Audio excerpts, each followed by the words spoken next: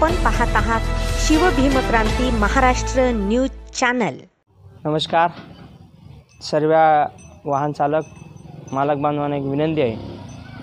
आपण एखादी सेकंड गाडी घेतो आणि सेकंड गाडी घेतल्यानंतर आपण ती गाडी आपल्या नावाने आरटीओमध्ये ट्रान्सफर करतो आणि आपल्या नावाने आरसी बुक पर्टिक्युलर येतं।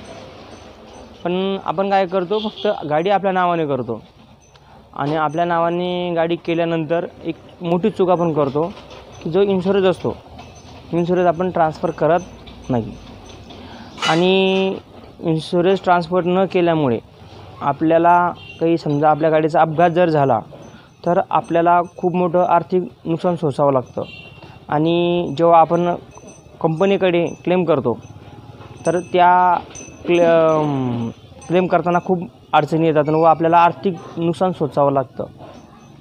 आपण ट्रक घेत असाल, रिक्षा घेत असाल, बस घेत असाल, टेम्पो घेत असाल, पिकअप घेत असाल, क्रुझर गाडी घेत असाल, कोणतीही फोर व्हीलर असून कसं 10 टायर असो का 50 टायर असो, तरी आपण आपली गाडी नावावर आरटीओमध्ये नावावर केल्यानंतर आपण आपला तो जो विमा असेल जुना तो तात्काळ सुद्धा आपल्या नावावर करून घेणे गरजेचे असते, जेणेकरून अपघात झाल्यावर आर्थिक नुकसान सोसावं लागणार नाही।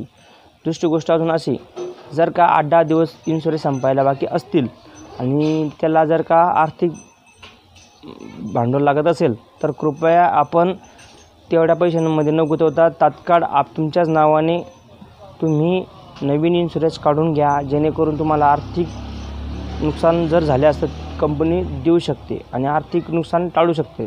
हा तुम्हाला माझा जे संघर्ष वाहन चालक सामाजिक संस्था यांच्याकडून आपले जे काही बरेच ड्रायव्हर लोकांचं नुकसान होतो हे टाळण्यासाठी तुम्हाला मी जाहीर आवाहन करतो।